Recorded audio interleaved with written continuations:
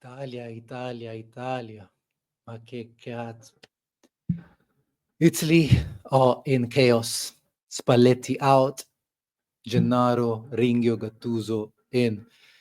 And that's the topic of today's video. A painful topic because there is the potential, guys, once again, of Italy missing the World Cup for the third time in a row, which is absolutely crazy. The fact that there's a whole generation of people, a whole generation from birth from 2006 onwards that are turning into adults and haven't seen Italy at a World Cup.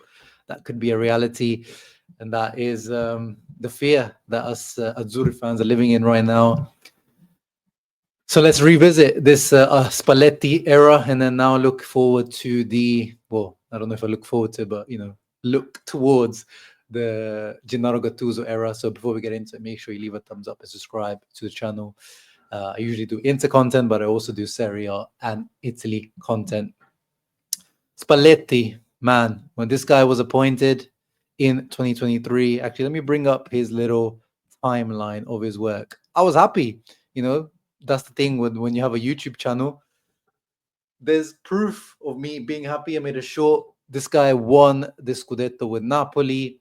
He came second to Pep Guardiola in the FIFA best coaches rankings. I've always appreciated his work when, his both Roma stints, his Udinese stint, his time at Zenit. His time at Inter was okay, but I appreciated him in terms of the cojones that he showed in the whole Icardi saga. And of course, Napoli time, amazing. His style of football, the way, he kind of brought back the false nine with Totti. He's always known to be a bit of an innovator. His style of play is usually attractive. Definitely a love-hate relationship with most people. You either love him or hate him in terms of the way he speaks and talks, especially if you speak Italian. He can be quite philosophical and boring to listen to at times. He chats absolute rubbish most of the time. But I was happy when he was appointed. Usually in international football, the best coaches don't go in international football, especially modern day football. But it just did not work out. And, it shows that international football management is completely different to club football management. And Spalletti showed he is just not cut out for the role. So, yeah, there's his timeline. Appointed in 2023. First match, September 9, 2023. We started off okay under him. It didn't look that great, but, we did enough to just qualify to the Euros, which is the minimum, as we were the champions of Europe. But of course, we got embarrassed at the Euros. We qualified out of the group, but it was pretty tame the way we qualified. It was got past Albania, but we had to come back from 1-0 down. Then we drew to Croatia in the last game to just about qualify. We got embarrassed by Spain, even though there was only 1-0, and then the massive embarrassment of the 2-0 loss to Switzerland, which could have been a lot worse. We just looked. It was one of the worst Italy performances ever. Until June 8th, 2025. I was on holiday in Italy, in Sicily, and the amount of abuse those guys received that day, guy. I was, in the watching it in public, at a restaurant, and they had the big screen up, and I was just hearing people just cussing them out, quite rightly. I didn't even have the heart to watch the game, and I'm glad I didn't. And that spells the end of Spalletti's time. And quite rightly, I mean, some people, we did a live on this channel after the Euro 2024 embarrassment with Napoli Talk, if you guys remember, Dom from Napoli Talk. And we said it probably, even though I am a Spalletti fan, the tactics, the way he kind of prepared things, and the whole mood around the camp. I think that's the main thing with Spalletti. It just seems like his style of management with this group of players just doesn't work. We've had bad Italy teams in the past. And even under Ventura, that was a bad Italy team. But you could see that there was at least some care. Like, those guys cried after they didn't qualify from, couldn't get past Sweden. Remember that playoff? There was, still some passion. At least it was just a bad team and a bad coach. Here, we've got a good coach. It's not a bad team, I know it's not definitely, a golden era of Italian football talent, but it's not a bad team. It definitely shouldn't be being beaten by Norway 3-0. So the fact that he being a good coach, but he's not even been able to kind of motivate these guys, get them excited for Italy. In England, I live in England. Gareth Southgate, he isn't a great coach.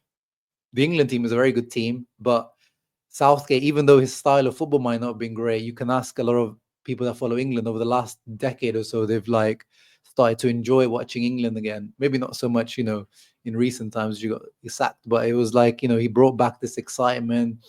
You could see in the players when England play, the team and the videos you see off the pitch, they're a good team. There's chemistry is there. With Italy, it does not seem like that. After the Euros, lots of rumors and reports came out about the dressing room rifts.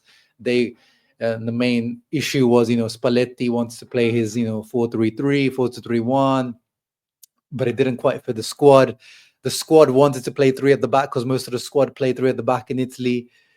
Then he tried to change it, but it's not really Spalletti. He tried to force himself into this three at the back, and since the Euros, he's been trying to play this three at the back, which I think makes sense. But it's also clear that he can't coach this. A lot of times, the coaches say, "Oh, formations are just numbers. You guys are always going on about formations, numbers, 43. It's all the same. It's about how you pick up the positions on the football pitch." And Spalletti is one of the big proponents, and Napoli was always about its space occupation, is how you occupy space. It doesn't matter about the formation. But it's clear this guy has always played 4-3-3, 4-2-3-1. He's not really been able to coach the 3-5-2, 3-4-2-1. And we can see it. Italy team looks disjointed. They don't know what they're doing. There's no automatisms. There's no, patterns of play. The players look lost defensively. We're leaking goals, set pieces. We're leaking goals. Pretty much every Italy game, we concede a set piece. All around, a really, really poor job from Spalletti, who's actually his overall record for Italy in terms of win rate isn't too bad. 50%. It's like kind of mid-table. I looked at other Italy managers' record that played over 20 games, but in totality, the context, the team that he has, Antonio Conte had a way worse team than Spalletti here and did a much better job. So in that context, pretty poor job from Spalletti, and quite rightly he was fired. But even the firing of Spalletti, absolute, Italian shithousery. Like, he gets fired, but then the day after he goes on to public to tell people that he's been fired, but then he still takes charge of the game against Moldova, which we just about beat. Just the most Italian thing. And how Gravina's been through all of these flops over the last few years, and he's still there, the guy at the top of the FIGC. He doesn't get fired because he's at the top. He doesn't resign. So it's rotten from the top, as we know. And now comes in Gennaro Gattuso. Very, very uninspiring choice, guys. What do you guys make of the Gennaro Gattuso appointment? 47-year-old, still young for a coach. He's younger than Simone Inzaghi, which is still considered to be a young coach, especially for coach. For sure, this is still a young coach. But it's not been a good coaching career until now, or very underwhelming. Let's say that.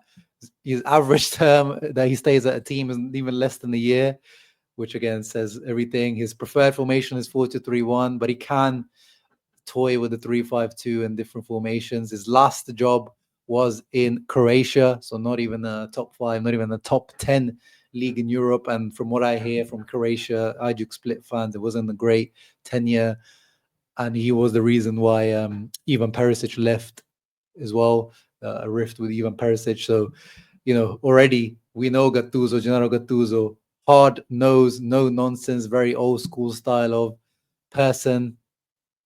If Spalletti had issues with the way he was kind of trying to manage the team, there was that famous news that Spalletti banned PlayStations, which I think was exaggerated, but it kind of showed like how, maybe out of touch Spalletti was with the younger generation. If Spalletti was having those troubles and getting the best out of those guys on a human level, is Gattuso the right guy? I'm not sure. But yeah, as you can see, his best stint probably was Napoli, similar to Spalletti. That's where he won his only trophy, which is the Coppa Italia. And he got, if I remember correctly, he got Napoli to top 4 as well. quite an underrated stint from Gattuso at Napoli. His Milan time was also decent, actually, but nothing great. Valencia was a disaster, but that was his mistake for taking that job. Marseille, not so good either. So definitely not a coach in ascendancy. But, that was the options were either bringing Mancini back again after he was the one who quit, but then he says he regretted it. They didn't opt for that. They wanted Nonno Ranieri. I think that was the choice everyone wanted, but come on, man, let the guy retire. And he said, I am some form of director now at Roma. Let me do that. I'm not going to do a double job. I'm not going to leave this. I've given Roma my word. So fair play to Nonno Ranieri, but he's probably the guy, the guy that comes in and saves teams. That's what Ranieri does, the Tinker Man. Maybe, I guess there's not many other options out there. Maybe you need just a guy that can scream at those guys, get them excited, or at least get them scared enough to play for Italy again, which is not really something to say. But maybe this is the thing, Spalletti, good club coach, but not a good national team coach. Gattuso, can he be not a good club coach, but can he be a good national team manager? Maybe this is his bag. This is where he can shine. So I hope, again, I don't think Italy necessarily has a bad team, bad players. I think Spalletti used them incorrectly. Gravina says Gattuso is a symbol of Italian football when he was appointed. The Azzurri jersey is like a second skin for him. His motivation, professionalism, and experience will be fundamental to face the next Nazionale challenges. I hope so. Aware of the importance of the objectives we want to achieve. And he's got 73 senior appearances for the Nazionale. You're not going to get much more passionate Italian fans as a coach. That's at least that thing. I think most Italy fans will be at least respecting Gattuso for what he's done as a footballer and even as a coach as well. He's not going to be alienating people with his communication style. He's going to be quite, I've seen him, he's probably a little bit too honest, Gattuso, but that's going to be at least endearing to the fans.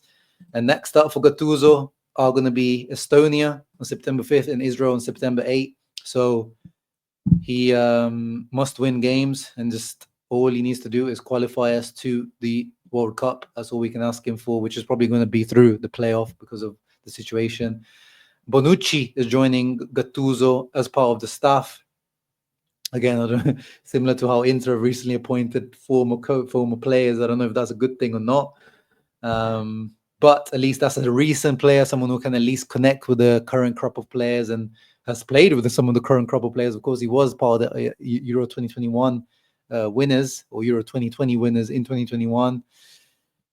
So hopefully his experience and know-how and enthusiasm and freshness can bring something to the team. But it's not looking good. It's not looking good. But you guys let me know your thoughts in the comments down below, what you're making of all of this. The Spalletti firing, was that right?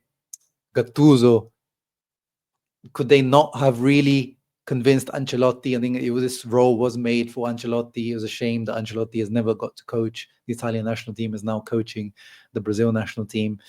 That's really disappointing. But yeah, leave a thumbs up, subscribe to the channel, and always, Forza Azzurri.